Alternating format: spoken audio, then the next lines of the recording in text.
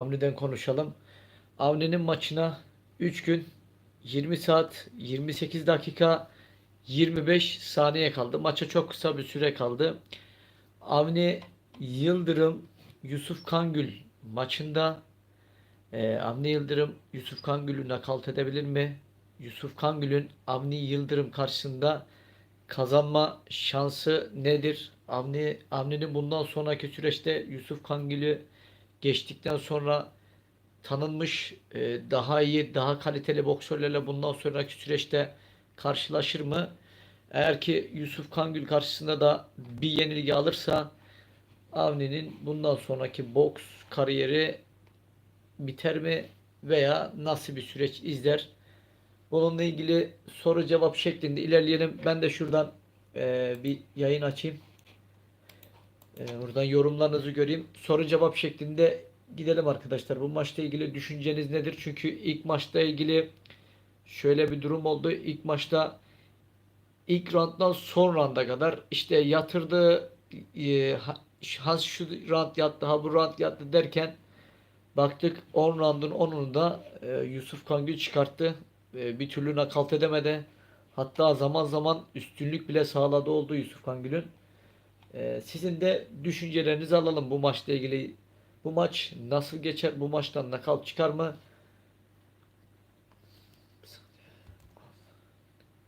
Selam hocam. Aleyküm selam. Hoş geldin.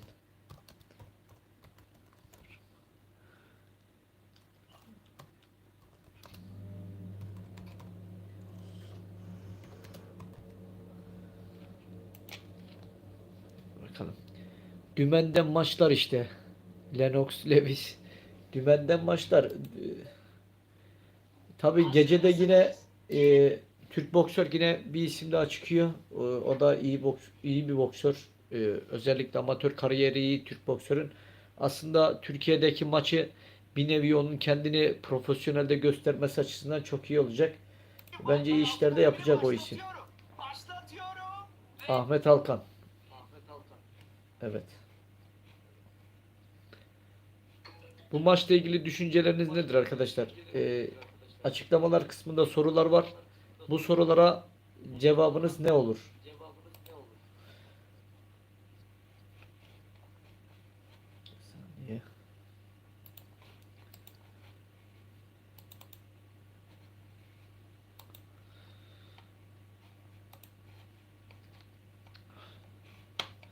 Soru cevap şeklinde ilerleyelim. Bu maçla ilgili düşünceniz nedir?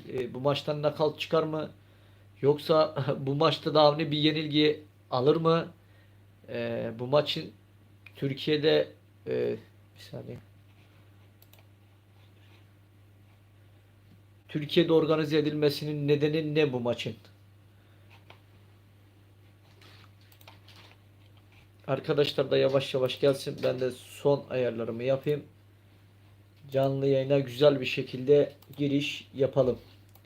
Bundan sonra her akşam 10 gibi canlı yayınlar olacak. Her akşam dediğim yani elimizden geldiği kadar canlı yayınları 10'da yapacağız. Çünkü insanların en müsait olduğu vakit bu vakit oluyor. Dümenden maçlar işte. Şimdi bir saniye. Şuradan bir tane bir saniye.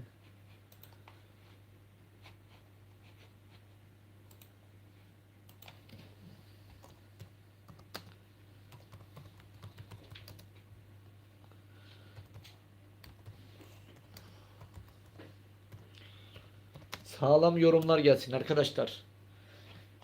Yorumlar gelsin.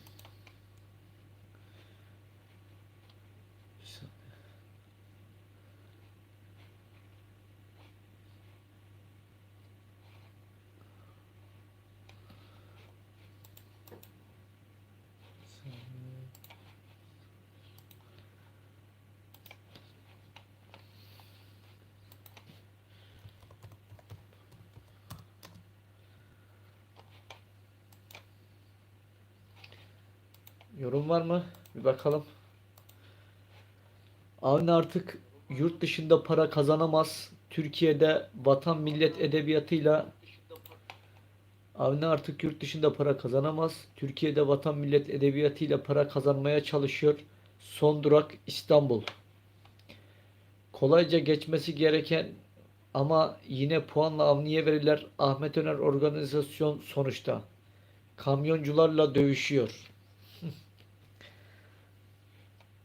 Yusuf Kangül ilk maçında Avni'nin nakavt etmesini bekliyorduk. Doğrusunu söylemek gerekirse ben ilk round, ikinci round neredeyse nakavtlık pozisyona geldi.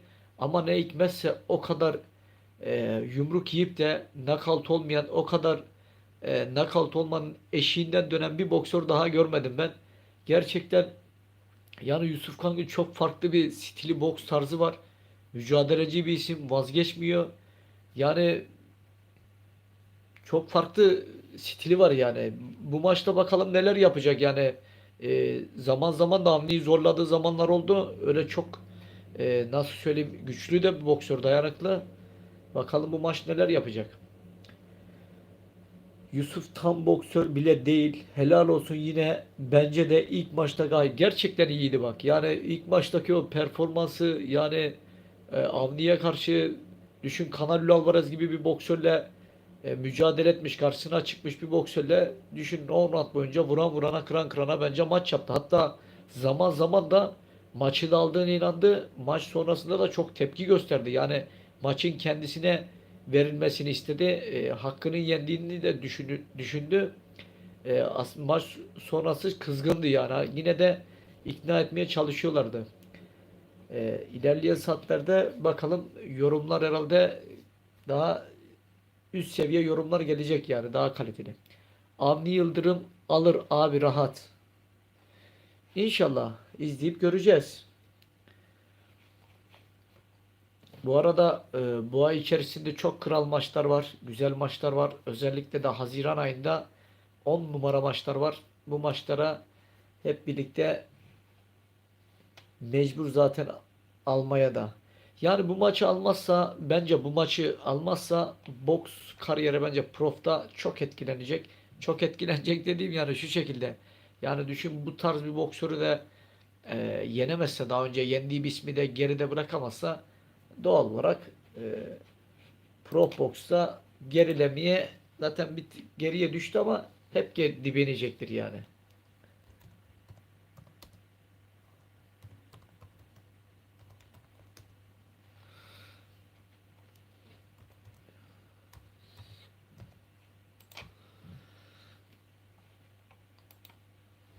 Her 1.23 saniyede yeni bir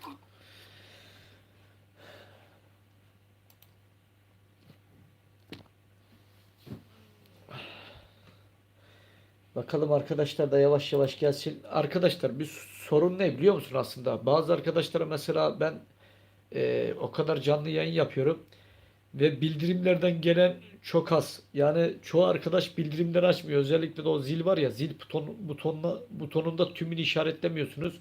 Hem canlı yayınlardan haberdar olmuyor arkadaşlar. Belki şu anda çoğu arkadaş internette, YouTube'da ama bizden haberi yok. Çünkü bildirimlerde tümünü işaretlemedikleri için, mesela işte abi görmedim, canlı yayına geç kaldım, İşte bunun gibi şeyler geliyor. Bunun için de bildirimlerde tümünü işaretlemeyi unutmayın. Çünkü bunu her videoda söyleyeceğim. Çünkü bu benim için çok önemli. Avni kilosundaki boksörlerle baş eder mi sence hocam? Yani eder. Bu kiloda eder. Gene mi Avni? Avni Muhammed Ali Kupası'na çok erken katıldı ve kötü nakavt oldu. Sonrasında Diler karşısında yeniden doğdu derken birden Canelo'nun karşısına varlık göstertemedi. Aslında Avni'nin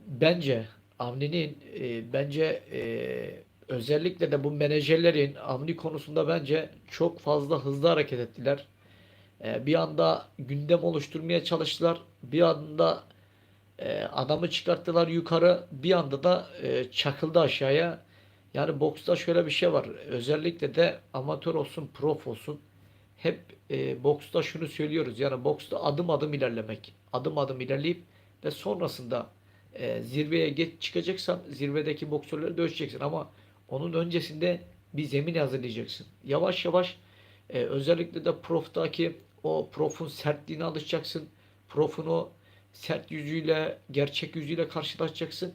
Sonra da Yıldız'la mı dövüşüyorsun? Eğer kendine güveniyorsan, artık kendini hazır hissetmişsen ondan sonra dövüşürsün. Ama birdenbire çıktığın zaman çıktığın zaman bu şekilde kaliteli bir boksöre, Canelo Alvarez gibi, yani iyi bir boksörün karşısına, yani sonucu çok vahim oluyor.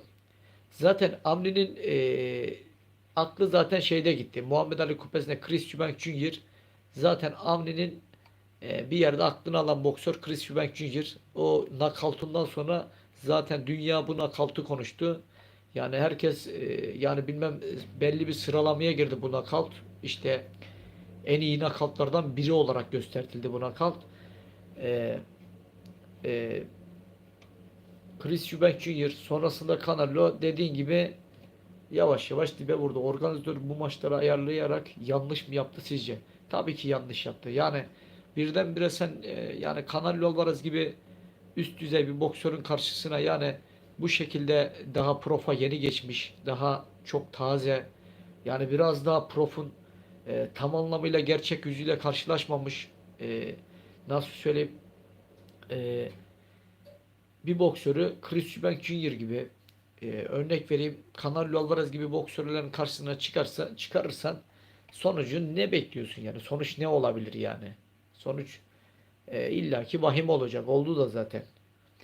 Avni emekli oldu diye biliyorum. Parası bitti galiba. Bilemiyoruz. Hocam eleştiriyoruz ama bu kısıtlı yetenekle kazanabileceği maksimum parayı kazandı. Bu konuda takdir etmek lazım. Şimdi arkadaşlar, parayı kazandı doğrudur. Parayı her yerde bulursun, kazanırsın ama biraz şu var yani, mesela Avni'nin Canelo Alvarez maçından sonra videolarını paylaşıyorlar Avni'nin, işte Canelo Alvarez'in de öncesinde Avni'nin konuşmasını paylaşıyorlar. Yani bir nevi dalga geçiyorlar yani. Bir nevi öncesinde Avni'nin konuşmasını, işte ben yeni şampiyonum işte falan diyor yani. Orada görmüştürsünüz Dizon'da. Sonrasında da Canelo Alvarez vuruyor, knockout ediyor. Yani burada şunu yapıyor. Yani bir nevi, ne derler ona, dalga geçmek mi desem, yoksa neyse onu mu paylaşıyorlar desem bilmiyorum, ama bu kasti paylaşılıyor bence. Maçı ne zaman abi? Yeni senden duydum maçı. Maç ne zaman biliyor musun kardeşim? Dur, topluluk kısmında paylaştım, ben sana söyleyeyim. Ha, burada var, dur. Maç cumartesi günü saat 6.30'da. Cumartesi saat 6.30'da. Maça 3 gün 20 saat 15 dakika 32 saniye var.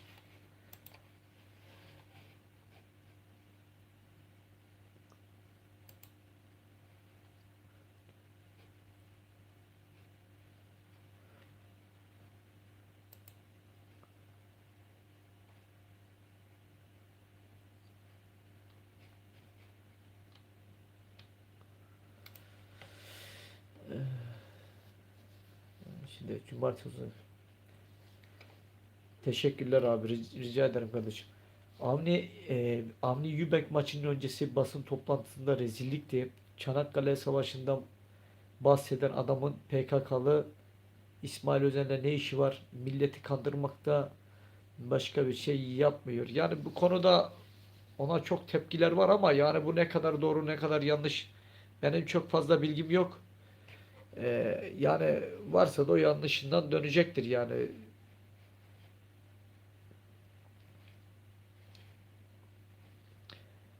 Aynen, aynen oldu bir nevi.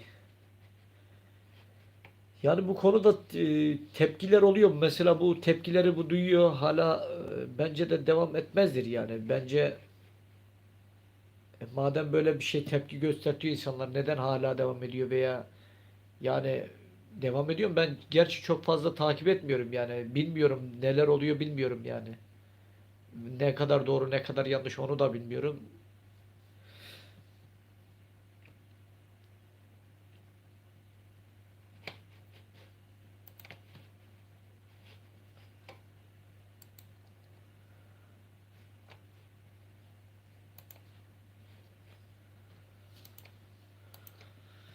Selamünaleyküm. Hayırlı akşamlar hocam. Ve izleyen arkadaşlar. Aleykümselam kardeşim. Ya hocam, kolpacı dediği Tur abinin her gönderisine alev atıyor. Avni kafayı yemiş. Hoş geldin. Vallahi yani ya söylediğin lafın arkasında duracaksın. Yani ya da o lafı kullanmayacaksın. 2-2-4. Maça 3 gün var kardeşim. Cumartesi 6.30'da Recep Arduştepe. Maç cumartesi 6.30'da. Vallahi bilmiyorum yani, insanlar gitgide değişiyor. Zaman insanları değiştiriyor. Avni'den daha yetenekli boksörler var ülkemizde. Niye inatla Avni'yi çıkartıyorlar anlamadım. Rezil etti ülkeyi.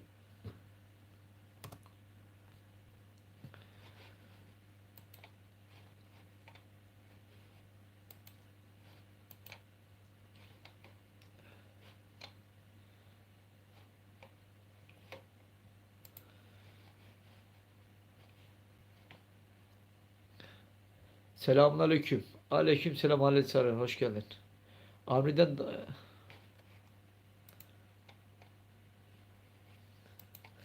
arkadaşlar, bu sorunlar hep boksu mu buluyor, bizim boksörleri mi buluyor, bizi mi buluyor? Ben anlamadım yani. Şimdi koskoca Almanya'dasın veya İngiltere'desin veya Amerika'dasın yani. Bula bula, şimdi örnek vereyim. Herkesin tepki gösterdiği ismi mi buldun yani? Başka kimse yok muydu yani? Antrenör mü yoktu? Başka kulüp mü yoktu? Yani şimdi ben yanlış anlama. Ben yurt dışına gitsem şahsen, yani kulüp mü yok? Bir sürü binlerce kulüp var yani. Anlamadım yani. Avni'den daha yetenekli o. Selamünaleyküm aleyküm. Avni'nin yendiği en iyi rakip Periban. Ama Avni Turabi'ye kolpacı dedikten bayağı sonra Turabi Amerika'da şampiyon oldu. Sonra fikir değiştirmiştir. Adam olabilir. Katılıyorum sana kardeşim Karakuş. Turabi medya fırıldak. Periban'ı da zar zor yendi. Evet.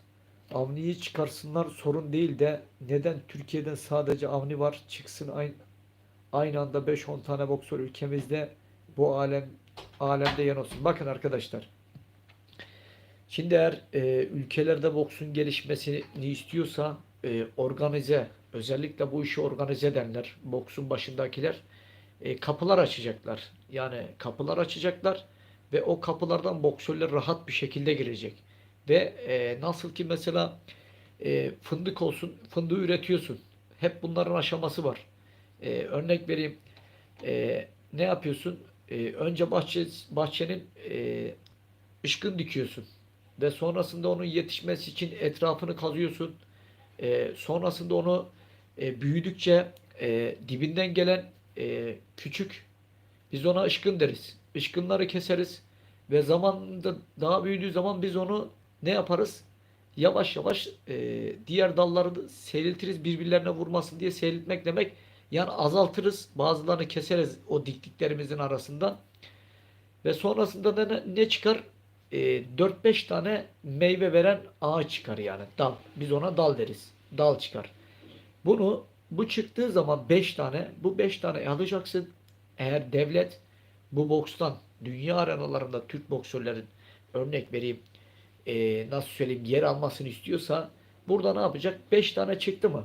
Türkiye'de belli. Bunlar yıldız olacak isimler. Bu isimlerin her birinin bir antrenör olacak. Her biri birer antrenörlerle çalışacak, özel çalışacak. Bunların kondisyoneri olacak. Bunların psikoloğu olacak. Yani bunların masörü olacak. Yani bunlara bu şekilde hizmet edecek ve bunların, bu isimlerin kafası çok rahat olacak. Yani maddi anlamda her sıkıntılar, örnek vereyim, hangi sıkıntısı var, problemi ne var? Şu. O problemi çözülecek.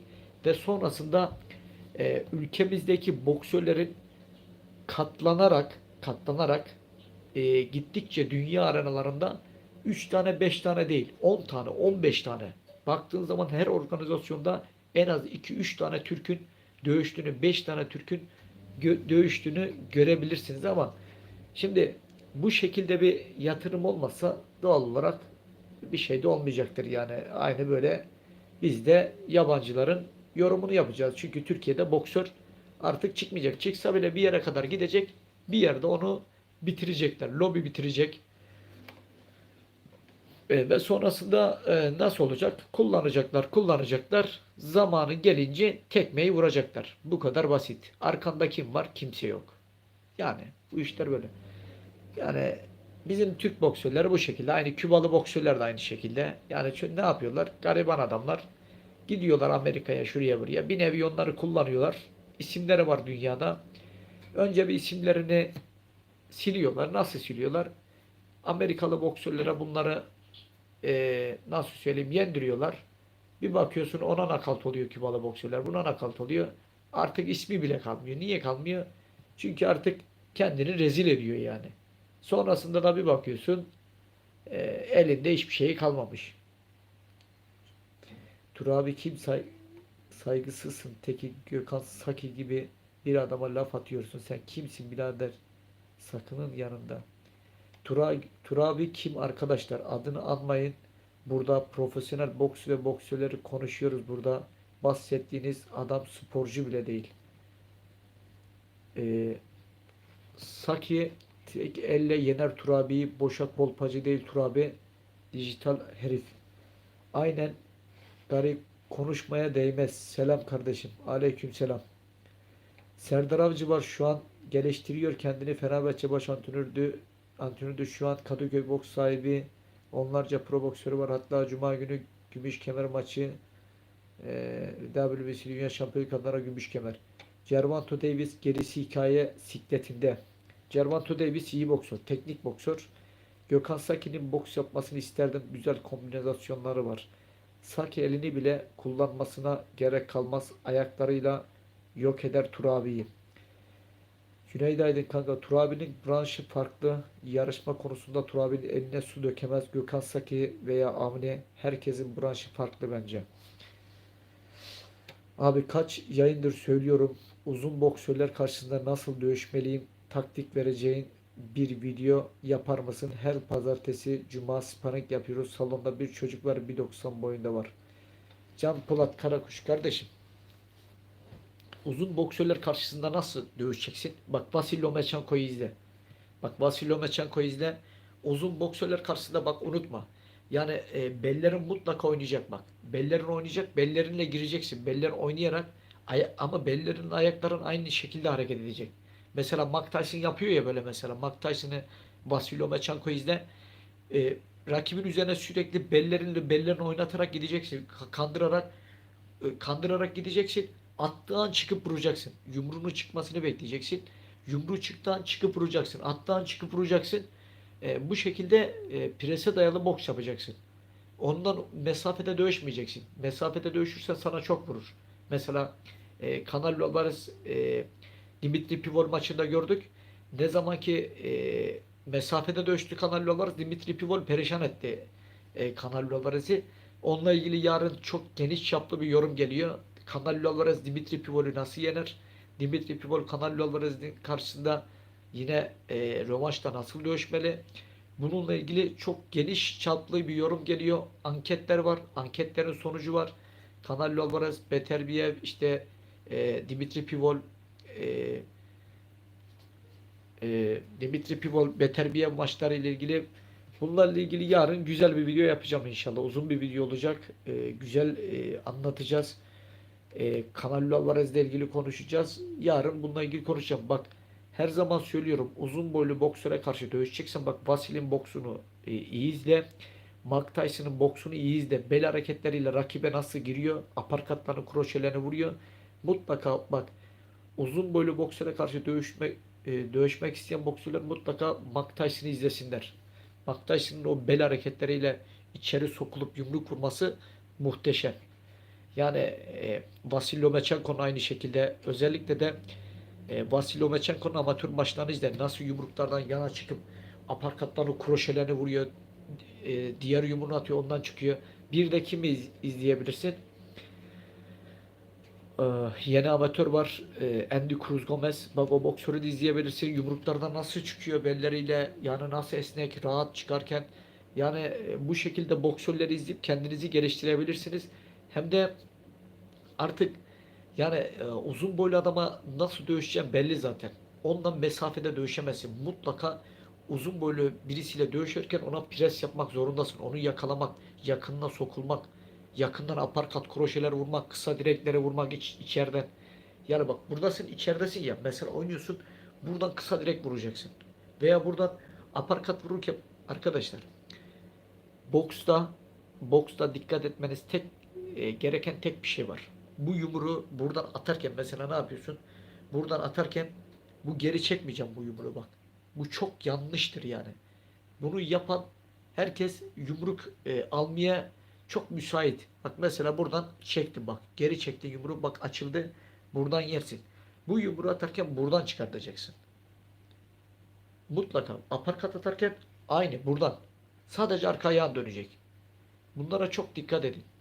Çok dikkat edin bunlara. Bu boksta en önemlilerden bir tanesi de budur. Ve mutlaka ve mutlaka zamanlamayı iyi yapın. Uzun boylu adamı mesela rakibinize psikolojikten baskı oluşturmayı bilin. Bunu bilmediğiniz zaman bak mesela gerçi bu yarın da yapacağım yine bu yorumu. Mesela Dimitri Pivol. Canelo Alvarez normalde rakiplerine psikolojik baskı yapar. Bak Dimitri Pivol'ün o sakinliği Canelo Alvarez'in o psikolojik baskısını kırdı.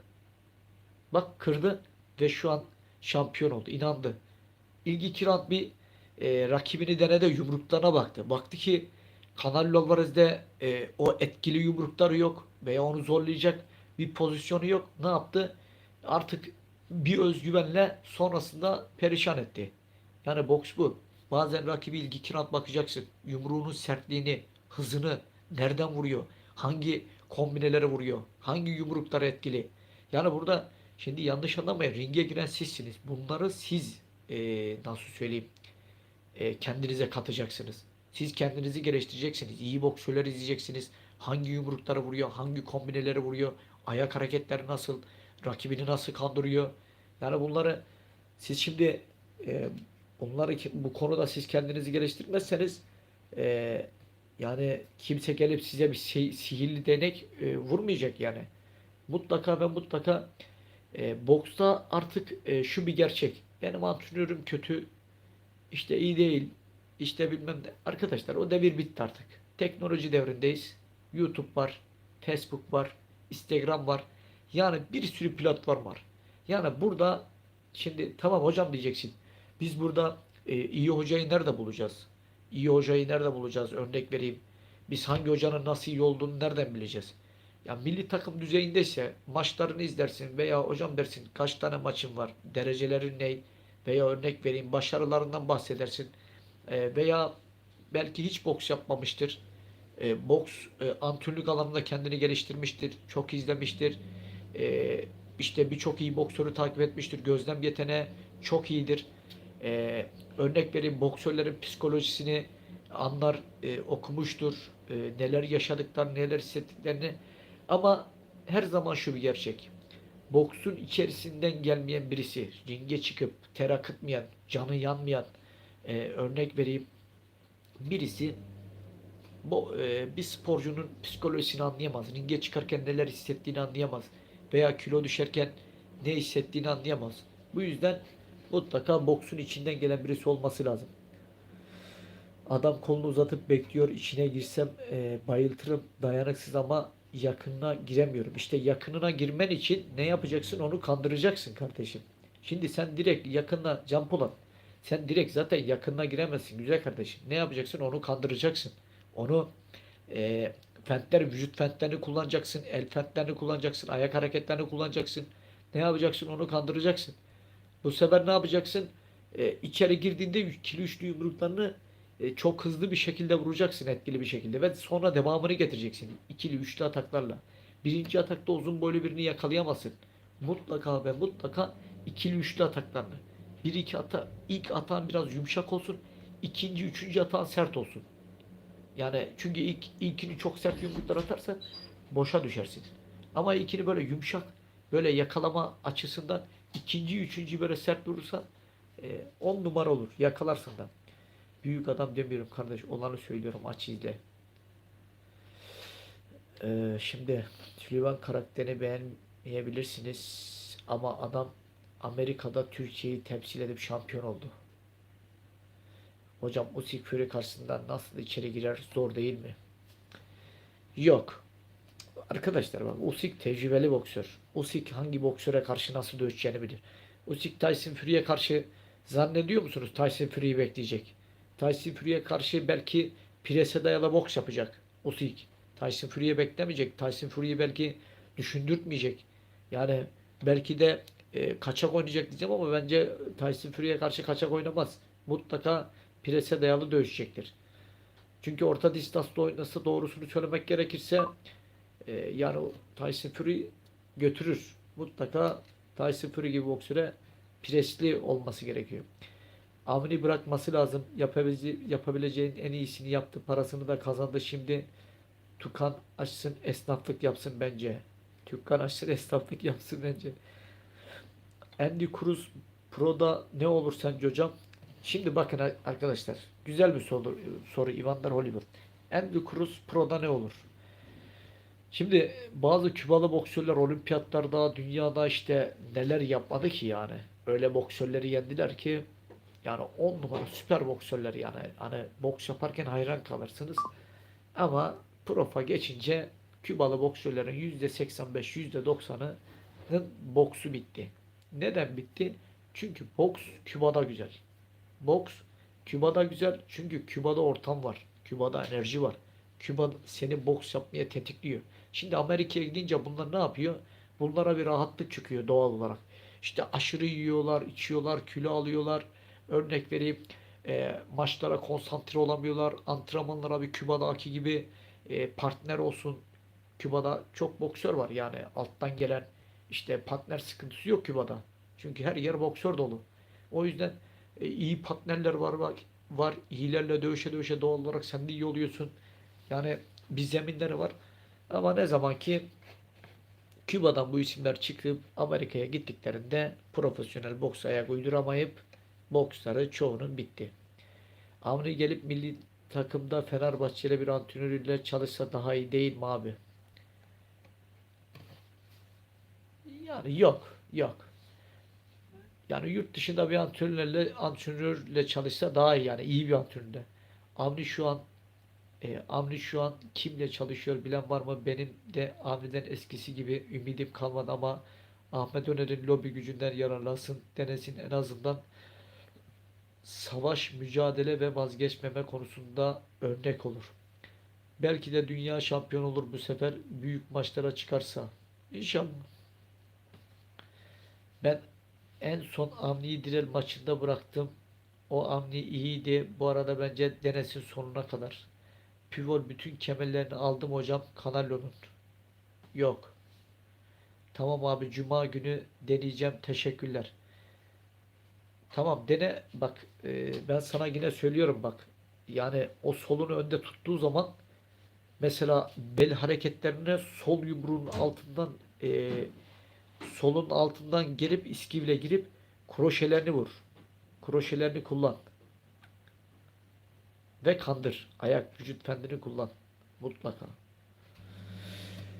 Vücuda vurmaya çalışıp adamı sabite kombat, e, sonra kombine açık. Kombat kardeş, salonda maç yaptığın kişiye niye bayıltıyorsun? Yanlış anlaşılmasın, sen sparring kombat Usyk izlesen. Avni Yıldırım hala boks konusundan mevzu oluyorsa vah. Dövüştüğüm adamı nakal etmezsem puan alarak alır bence, hızla ama dayanıksız bir adam. Nakal kesin çözüm, çok seri. Abi bu maç ne zaman? Bu maç ne zaman biliyor musun kardeşim? Bu maç cumartesi 6.30'da. Wilder'dan haber var mı hocam? Fury adamın kariyerini bitirdi. Ee, Deontay Wilder. Deontay Wilder. Ya bu işin Deontay Wilder aslında dünyada birçok hayran olan bir boksör aslında. Deontay Wilder, hani mesela insanlar yaban atıyor ama Deontay Wilder boş bir boksör değil, iyi bir boksör aslında. Çok güzel bir fiziğe sahip, boks fiziğine sahip. Onun her zaman söylüyorum, mesela her videomda söylüyorum. Ne diyorum? Onun tek eksiği antrenör. Deontay Wilder'ın iyi bir antrenörü yok. Deontay Wilder aslında yapması gereken tek bir şey var. Deontay Wilder uçağa binecek, Küba'ya gidecek. Küba'da sadece o amatör boksörler var ya, o milli takım. Onun içinde çalışacak. Deontay Wilder eğer gelsin geri önüne geleni ringde yatırmazsa, bak benim de adım Erdal değil. Bak söylüyorum. Çünkü onun düzelteceği birkaç şey var. Ne var? Ayakları var. Ayakları var. Çok iyi savunma yapması gerekiyor. Biraz daha yumruklardan belleriyle kaçması gerekiyor. Rakibini kandırması gerekiyor. Rakibine psikolojik baskıyı kurması gerekiyor. Rakibine yorulduğunu belli etmemesi gerekiyor. Ve de kondisyonel anlamda üst seviye bir kondisyonla çalışması gerekiyor. Artık 12 round boyunca hiçbir round yumruk atmaktan korkmaması gerekiyor. İlk round, örnek vereyim, yumruk attığı zaman ben işte 5, 6'yı, 8'i nasıl çıkartacağımı düşünmemesi gerekiyor. Yani bu yüzden bak arkadaşlar, ben bundan önce ne dedim? Bundan önce bak ben bir şeyler söylüyorum ama yani insanlar beni şöyle görüyor. Ya bu ne diyor yani, adam profesyonel boksör. İşte yani profesyonel boks yapıyor. Diyor ki adama şuraya git, buraya git, işte Özbekistan'a git, Kazakistan'a git, Küba'ya git. Ya diyor bu adam niye gitsin diyor. Büyük bir ülkede zaten diyor yaşıyor. İşte bunu aslında benim dememin nedenleri var. Neden nedenleri var? Bulundukları ülke zaten onlara bir rahatlık oluşturuyor. O rahatlıkla ne yapıyorlar bunlar? Yani antrenmanları zaman zaman saldıklar oluyor. Ama şimdi düşünün ki siz bir ülkeden bir ülkeye gidiyorsunuz. Ne için gidiyorsun? Zaten sende para var yani. Ne için gidersin? Sadece antrenman yapmak için gidiyorsun. Çünkü orada sadece ne yapacaksın? Boks yapacaksın. Boks antrenmanı yapacaksın. Ve bulunduğun ortamda da bir enerji varsa o enerji ister istemez seni çalışmaya bakacak ki orada şimdi onun bulunduğu ortamdakiler zengin. Durumları iyi. Hepsi paralı. Onlar da lay lay lom ama şimdi örnek vereyim, Özbekistan, Kazakistan, Küba, buralardaki boksörler aç. Hani para kazanmak için, bir şeyler yapmak için ne yapıyor? Canla başla mücadele ediyor. Şimdi etrafına baktığın zaman ne yapıyorsun? Etrafında mücadele eden bir sürü boksör. Yani canla başla çalışıyor. İster istemez seni tetikliyor. Nedir bu? Üzüm üzüme baka baka ne yapıyor? Kararıyor. Doğal olarak sen de onları görünce etkileniyorsun. Sen de çalışmaya başlıyorsun. Sen şimdi bakıyorsun onların ayak dansı çok güzel. Çok iyi ayak dansları var. İşte esnekler. Her yerden vuruyorlar. İyi defans yapıyorlar.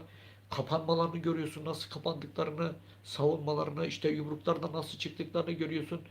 Onlarla model yapa yapa ne yapıyorsun? Sen de aynı şekilde yumruklardan çıkıyorsun. Yani mesela ben bunu söylerken daha önceki videolarıma bakın bak. Ben bunu daha önceki videolarımda söyledim. Ben size bir şeyler anlatırken her zaman şunu söylüyorum. Boksun içinden geldim ve tecrübem var ve benim söylediğim şeyler noktadır. Yani hani bazen şunu diyorlar. Hocam sen Canelo Alvarez yener dedin, yenildi. Ya Canelo Alvarez'in, doğruyu söylemek gerekirse, Dimitri Pivol'u yenecek kapasitesi yok mu? Fazlasıyla var. Yenilebilir. Canelo Alvarez kötü bir performans gösterir. İşte kafası dağınıktır, yerinde değildir, maça kilitlenmemiştir. Doğal olarak ne olur? Yenilir yani. Bu çok normal, doğal yani. Ama şimdi ben kain değilim ki yani Canelo Alvarez'in illa yenilmez demedim ki. Dimitri Bivol de yenebilir dedim yani. İyi kitlenirse rakibine, iyi çalışmışsa dedim. Canelo Alvarez'in de performans olursa, kötü olursa Dimitri Bivol de yenebilir dedim yani. Bu yüzden boksta bir şey daha doğru söylediğimi şöyle nasıl söyleyeyim, kanıtlıyorum. Bak Dimitri Pivol maçtan önce, bu maçtan önce, Canelo Alvarez maçından önce Özbekistan'a gidiyor. Özbekistan'da çalışıyor. Ve ne oldu? Canelo Alvarez karşısında nasıl maç yaptı? Mermi gibi yumruklar vurdu Canelo Alvarez'e. Nasıl yumruklar atıyordu? O kadar sağlam çalışmış ki, o kadar kondisyonu iyi yüklemiş ki o kombineler. Ben Dimitri Pivol'ün eski maçlarını da izledim. Ben Dimitri Pivol'ü ilk defa bu kadar çok kombine vururken gördüm. Neden? Bu maça iyi hazırlanmış. Bu maçın ciddiyetini farkına varmışlar. Bu maçı kazanmak için gelmişler ve öncesinde çok güzel yatırım yapmışlar. Canelo Alvarez'de ne? Ben zaten Canelo Alvarez'im. Yani hakemler ringde beni görecek.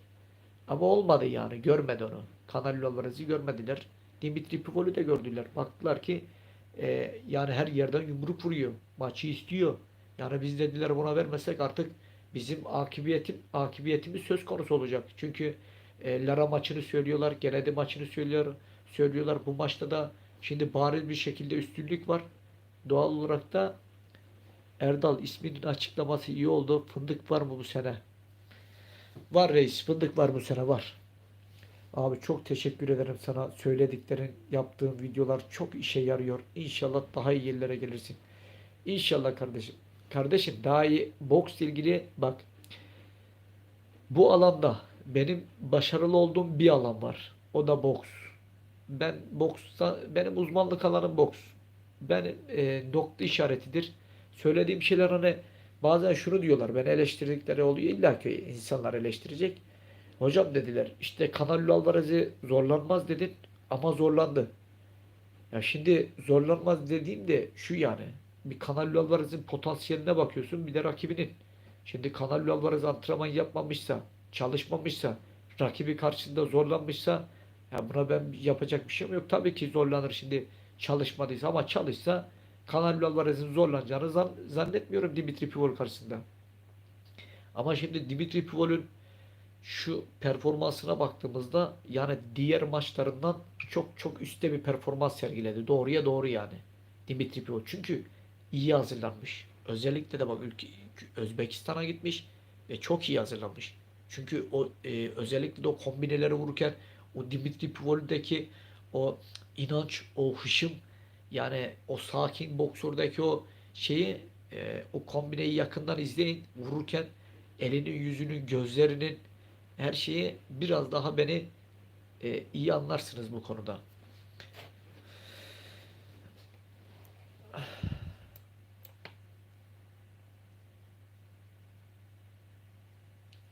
Sorular gelsin arkadaşlar. Şimdi ben bazen kafa duruyor benim. Şimdi şey yapıyor. Bizde şöyle bir şey var. Bir bakıyorsun adama 50 tane spor anlatıyor. 50 tane spor anlatıyor. İşte UFC'den anlatıyor, kickbox'tan anlatıyor, wushu'dan anlatıyor, bokstan anlatıyor. Anlatıyor da anlatıyor. Şimdi ya mübarek, sen bunların hangisinde başarılısın? Yani ya birinde bir başarın ne yani? Birinden gel, tamam kabul ederim yani, sen diyelim bu işi biliyorsun. Ama sen hepsini anlatıyorsun da sen bu hepsini hangi ara öğrendin? Ben 21 yılda boksta hala öğrenemediğim birçok şey olduğunu söylüyorum yani. Tecrübeleneceğim, daha birçok maç olduğunu biliyorum yani, tecrübe kazanacağım.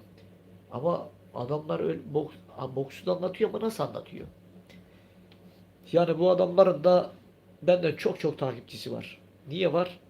Yani adamlar, kimse yok piyasada. Adamlar çıkmış boksla ilgili teknik paylaşıyor. Adama baksan boksu bilmiyor, B'sini de bilmiyor ama paylaşıyor adam. Bildiğini anlatıyor. Hani ne diyor imam?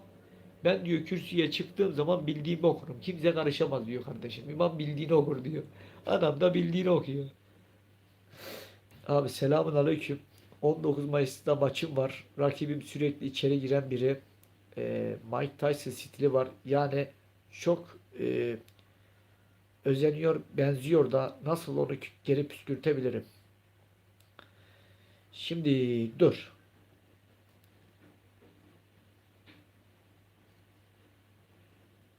Sen şimdi ne yapacaksın biliyor musun? O şimdi üzerine geldiğinde kontra yumrukları çok vuracaksın. Mesela geliyor ya mesela. Onu mesela geldiğinde şu arka sağ ayağını var ya, bir adım geri atacaksın. Sağ direkt sol kroşe vuracaksın. Ve de her geldiğinde, üzerine geldiğinde mutlaka ve mutlaka sol kroşeler, zamanlamayı çok iyi ayarlayacaksın ama. Zamanlamayı sol kroşesini hemen önüne düşüreceksin. Ondan sonra sağ direkt sol kroşe veya sağ aparkat sol kroşe. Vasil Lomachenko yapıyor bak. İyi izle. Veya ne yapacaksın? Sağ kroşeyle boşaldın veya sağ direkt öne düşürdün. Sol aparkat sağ kroşelerinle vuracaksın. Mesela kapandığı zaman Mike Tyson stiliyle gel. Kapandığı zaman boyun uzun mu ondan? Boyun ondan uzun mu? Boyun uzunsa o yumruğunu çıktığı anda çok iyi takip edeceksin. Bak buradan göreceksin rakibi. Gözünü kapatmayacaksın yumruk gelirken. Buradan rakibi vursun, korkma. Bak buradan iyi kapandığı zaman gözüne yumruk gelmez. Hiç korkma. Ama böyle kendi korktuğu zaman, kapandığı zaman çok fazla yumruk yersin. Abi aynıyız. Ha tamam. Şimdi onu bekleyeceksin. Yakına girdi ya. Yakına girdi. Alta vurduğu an tık yukarı çıkaracaksın. Alta vurduğu an tık yukarı vuracaksın. Yukarı vurduğu an alta vuracaksın. Anladın mı? Yani buna çok dikkat edeceksin. Özellikle de onun sana vurduktan sonra mesela yumruğu çıktıktan sonra tık tık tık 3 yumruğu çok seri bir şekilde vuracaksın. Anladın mı? Yakına geldiğinde. Uzaklıkta mutlaka boşalıp özellikle de yumruk attığında boş 5 alıp bir 2 3 hemen vuracaksın. Öne geliyor durduracaksın. Geliyor dur sol direğine durduracaksın. Hemen bir adım geri bir 2 3. Yani ya bunu şimdi buradan ağrı göstertemem yani anlatıyorum ama buradan ağrı göstertemem sana. Yani şey gibi yapacaksın. Bak ben sana söyleyeyim. Eristanlı Lara var ya. Bak Lara var ya Lara.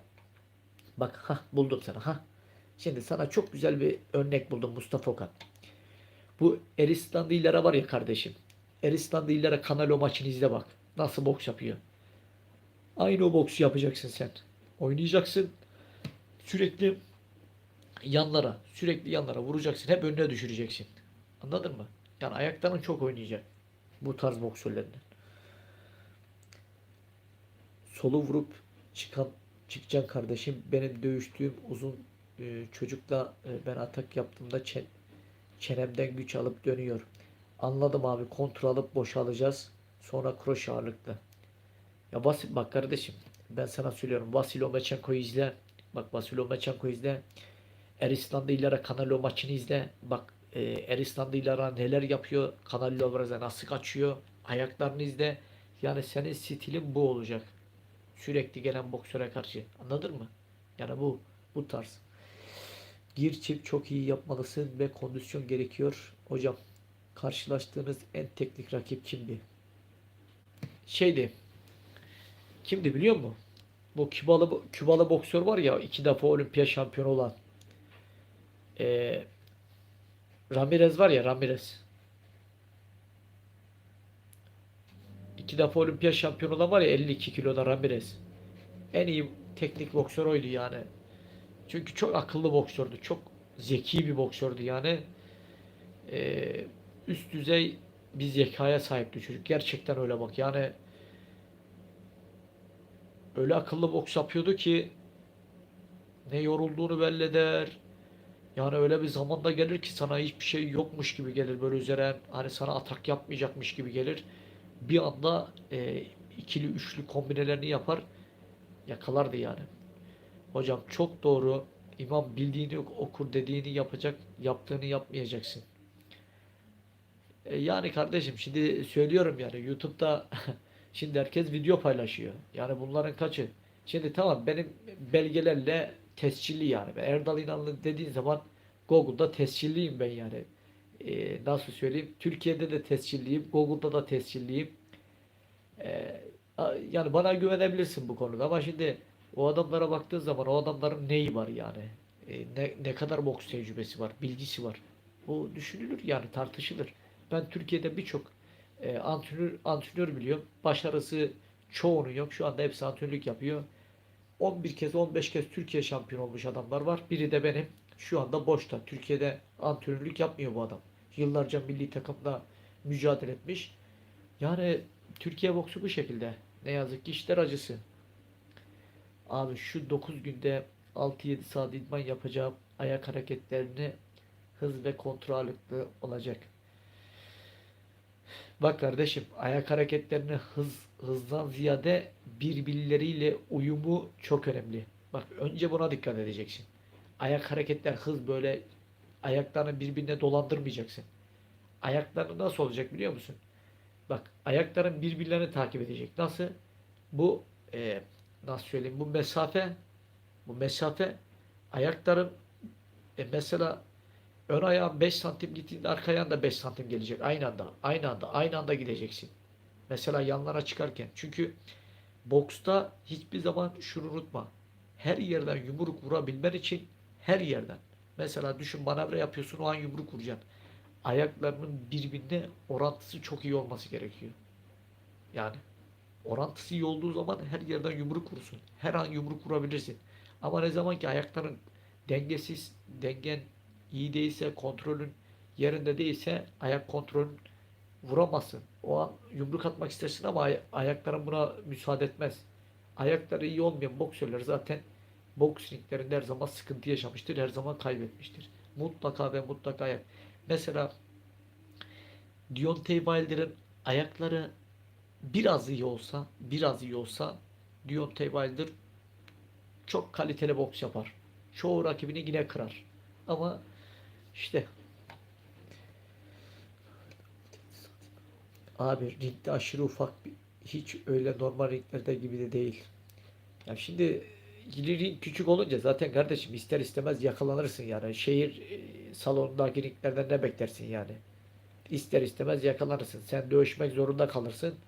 Ring küçük olunca illaki normal standartlarda bir ring olduğu zaman doğal olarak da zaten nasıl söyleyeyim e, rahat dövüşürsün yani. Oynarsın, kaçarsın. Türkiye şampiyon olmak, İstanbul şampiyon olmak falan insana ne vaat ediyor ve olmak zor mu? Ya Türkiye şampiyon olmak zor derken yani iyi çalışırsan, iyi mücadele edersen, kendine de inanırsan, o şampiyon, bu şampiyon demezsen, önüne geleni kırarsan Türkiye şampiyon olmak çok zor değil. Ama şimdi senden önde tecrübeli isimler oluyor. Doğal olarak masada da kazanman lazım. Masada da bazen adaletsizlikler oluyor Türkiye'de. O yüzden Türkiye şampiyon olduğu zaman ne olur? Milli takıma gidersin. Eğer çok yetenekli de bir boksörsen Fenerbahçe, Beşiktaş işte bir özel kulüpler seni ister. Onların kulübüne gidersin. Orada maaş mı alırlar sana? Milli takıma da gittiğinde yurt dışına gidersin. Yurt dışına çıktığında acıra alırsın. İşte madalya aldığında ödül alırsın. Bunun gibi yani. Hem ülkeni temsil etmiş olursun. Yani İstanbul şampiyon olmak valla ne kazandıracak? Hiçbir şey kazandırmıyor. Sadece İstanbul şampiyon oluyorsun. Yani tabi burada da yine aynı şekilde orada antrenörlerin kadrajına girersin. Yani görürler, beğenirler sana yine kulüpler. Oradan da bir özel kulübe gidip yine maaşın olur. Şey yaparsın yani. Bu şekilde bu şekilde faydası olur. Abi kavga sırasında kapanmamı nasıl geliştirebilirim? Bir de çok kroşe yiyorum. Kroşeyi niye yiyorsun? Kroşe yiyorsun çünkü e, yumruklarını zamansız atıyorsun ve rakibine yumruk atarken kendini çok belli ediyorsun ve kapandığın zaman iyi kapanmıyorsun. Rakibine yumruk atarken yumruk atacağını belli etme. Hiç belli etme. Rakibin gözlerine baktığında senin hangi yumruğu atacağını anlar. Onun gözlerine baktığında ona bir belirsizlik yükle. Yani ne yapacağını belli anlamasın yani. Anlamasın ki senin nereden yumruk vuracağını bilmesin. Şimdi sen gözlerine baktığında sağ geliyor dersen yani hırına hissettirirsen veya bu sağ yumruğunu öyle bir böyle gösterirsen yani olmaz. Mesela öyle oynayacaksın. Mesela yumrukların mesela oynuyorsun tak mesela sola attın mesela sağa atıyor tak sola attın. Bunun gibi bir şey yani. Boksta bu kandıracaksın. Böyle oynayacaksın. Mesela sağı göstereceksin, solu vuracaksın. Sağı vuracaksın. Bunlara çok dikkat edin. Bunlarla puan alırsın. Puan kaybetmezsin.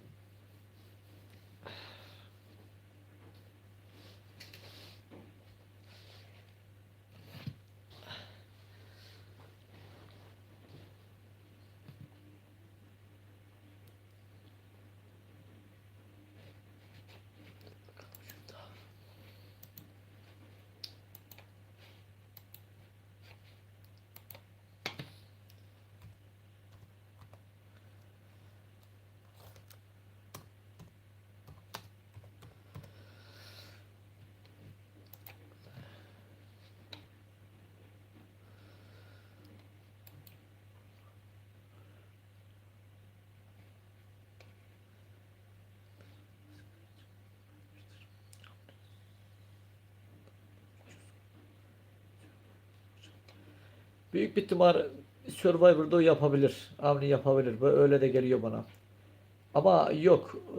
Yani son bu tepkilerden sonra, son tepkilerden sonra belki bilmiyorum. Acun sonuçta e, yani o kanalı izlettirmediği kişiyi kanala sokmaz. Yani Avni bilmiyorum yani. Abi rakip hiç direkt uzatmıyor. Sadece yakına girip kroşe atabil atabiliyor. Benim direklerimi iyi uzanıyor. Tamam işte sen de onu yakına sokmayacaksın kardeşim. Onun iyi yaptığı boks yakınsa sen de onu yakına sokmayacaksın. İyi yaptığı şeyi ona yaptırmayacaksın. Ne yapacaksın? Uzaktan uzaktan vuracaksın. Avni maçını merakla bekleyeceğim. Acaba bu kez nasıl bir Avni göreceğiz? Bakalım. Ben de çok fazla merak ediyorum. Nasıl dövüşecek? Neler yapacak? Can Polat, Karakuş, Yumruk, isabet ve sevilen hakem sayıyor. Şimdi arkadaşlar son sorular, yayını kapatacağım. Son sorular, yarın güzel bir video geliyor. Canelo Alvarez Dimitri Pivol maçı ile ilgili önemli konulara değineceğiz. Bir de bildirimleri açmayı unutmayın. Şu bir zilde tümünü işaretlemeyi unutmayın. Artık bunu her videoda söyleyeceğim. Çünkü ben canlı yayın açtığımda herkesin aynı anda haberi olması gerekiyor. İşte kimi görmedim, bilmiyordum. İşte geç geldim. İşte olmuyor yani. Abi ben de çıkıyorum. Allah'a emanet. Sen de kardeşim. Görüşürüz. İyi akşamlar arkadaşlar. Son sorular. Yayını kapatacağım. Sonra pat diye gittin hocam demeyin. Abi bana dua et. Sen temiz kalpli bir adamsın. İnşallah kazanırım. Benim için önemli bir maç. Kardeşim Rabbim yar ve yardımcın olsun inşallah. Vurduğun puan yediğin offside olsun dediğim yani. İnşallah hakkında hayırlısı olsun. Öncelikle şu bir gerçek. Kendine güven. Kendine inan. Yumruk yemekten korkma. Yumruk atmaktan çekinme. Ve hiçbir zaman unutma. Kararsızlık içerisinde kalma. Çıksın yumrukların gitsin. Vurabildiğin kadar çok yumruk vur. Bekleme yani rakibi. Çıkart yani. Çok vuran kazanır. Bekleyen değil, vuran. Vuracaksın. Yumruk çok çıkacak. Yani sen beklediğin zaman rakibin sana vurur. Mutlaka oyna. Sollarını vur. Sol sağ vur. Sol sağ sol kroşe. Mesela kombine. Tık tık tık vur mesela. Sol sağ sol kroşe vur. Mesela kan bir 2 3 çık sağdan soldan vur. Her yerden vur. Geliyor sağ direk vur. Geliyor sol direk vur yana. Yanlara çıkarak. Ondan sonra geliyor kroşe vur. Geliyor kroşe vur. Bunlara çok dikkat et yani. Yumrukları bir de artık esnek vurun yani. Çift yumruk. Mesela geliyor tık tık mesela. Geliyor tık tık tık. Anladın mı? Yani bunları çok sev. Bir koldan iki üç yumruğu vurmaya çalışın. Mesela sağ direk, sağ kroşe, sol aparkat. Yani bunlara üzerine çok çalışın. Cuma günü yapacak mısın yani? Aynen yapacağım. Avni'nin maçına yapacağım canlı yayın. Maçı izleyeceğim. Ben anlamadım. Türkiye'de Instagram'da hangi boksöre baksam amatör olan Fenerbahçe forması giyiyor. Bu Fenerbahçe olayı nedir? Anlatır mısın? Şimdi kardeşim ben de Fenerbahçe'deydim. Ben de Fenerbahçe kulübünde 5-6 yıl boks yaptım. 4-5 yıl. Neyse. Fenerbahçe özellikle de amatör sporculara çok fazla destek veren bir kulüp. Doğruya doğru yani. Seven vardır, sevmeyen vardır. Sevmeyen de bu konuda saygı duysun. Sevmeyenin de yani bir yerde de karşısındayım yani. Fener'e tamam sevmiyor olabilirsin Fenerbahçe ama bu konuda gerçekten Fenerbahçe özellikle amatör boksa çok büyük katkısı var. Yani çok büyük katkısı var. Bu yüzden işte malzeme yardımı, para yardımı, maaş bağlıyor. Yani o yüzden hakkını yememek gerekiyor. Fenerbahçe muhabbeti bu yani. Canelo son round alsa bile kaybedecekti. Yok. Arkadaşlar bak yine o konuya geldik. Puanlar çok yakın diyorum. Dimitri Pivol ile Canelo Alvarez son rounda girdiğinde o maçı Canelo Alvarez'e vermek için puanları çok yakın tuttular zaten. Bak sizin anlamadığınız boksta bir şey var. Bunu sürekli anlatıyorum. Yakın tuttular ki eğer Canelo Alvarez orada bir iki tane indirici yumruk veya bir onu sersemletseydi maç gidebilirdi. Bak söylüyorum yine. Ama bunu yapamadı. Dimitri Pivol onun yapacağını Dimitri Pivol yaptı. Doğal olarak rüzgar Dimitri Pivol'e döndü ve vermeden yapamadılar. Yani şöyle hakemler mecbur kaldı Dimitri Pivol'e o maçı vermeye. Çünkü eğer ki o şekilde boks yapıp da vermeselerdi skandal olacaktı zaten. Türkiye boks takımına nasıl girilir? Serhat Gülen falan var. Türkiye boks takımına girmek çok basit arkadaşlar. Türkiye'de ilk ikiye giriyorsun veya şampiyon oluyorsun veya ilk üçe seni milli takım kampına çağırıyorlar. Diyorlar ki işte Erdal İnanlı işte milli takıma davetlisiniz. Buyurun gelin. Sizin şehrinize bir yazı gönderiyorlar. Bulunduğunuz İl Spor İl Müdürlüğü'ne Türkiye'de şampiyon olunca. Sen de valizini kapıyorsun kardeşim. O yazıyla birlikte yallah gidiyorsun kampa. Ondan sonraki süreç başlıyor. Sen artık milli takımda devam ediyorsun. Orada hocaları tanıyorsun. İşte oranın ne olduğunu biliyorsun. Oraya tekrar gitmek için canla başla çalışıyorsun. Yurt dışında işte ülkeni temsil etmek için. Yani bu şekilde. Sonrasında da tabii ağır antrenmanlar falan bazen seni sıkıyor, modun düşüyor, psikolojin bozuluyor. O da örnek vereyim antrenman, o da antrenman yani sosyal yaşantından biraz ödün veriyorsun. Yani bazı şeyler de çok kolay değil yani. Abi bu karşımdaki babası boks antrenörü 6-7 yaşından beri full boks yapıyor. Aynı yaştayız. Mustafa Okan sen nerelisin?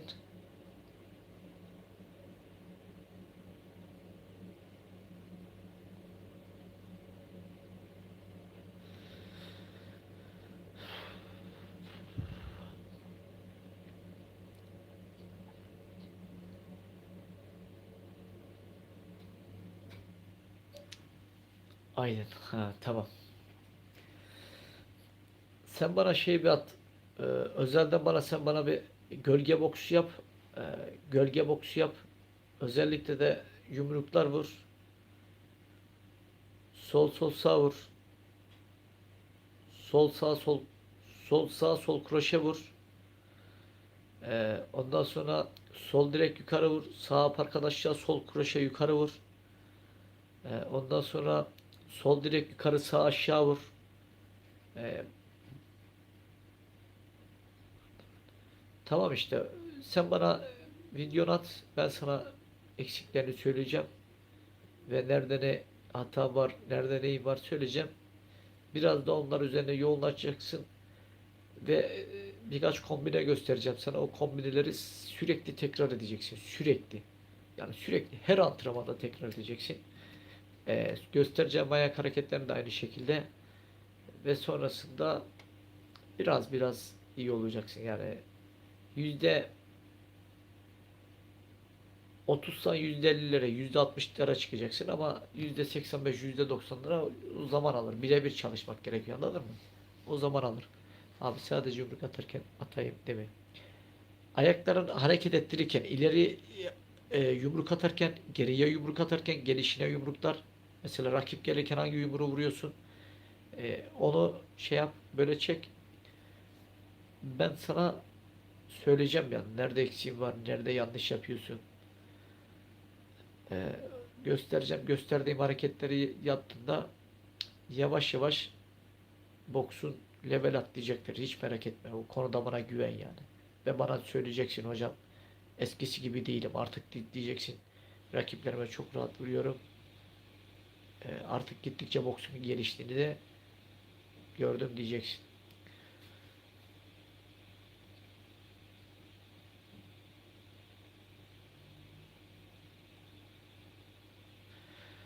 Arkadaşlar iyi geceler. Yayını kapatıyorum. Mustafa Okan ben sana söyleyeceğim söylediğimi sen de yazarsın. Kendinize çok iyi bakın. Hayırlı geceler.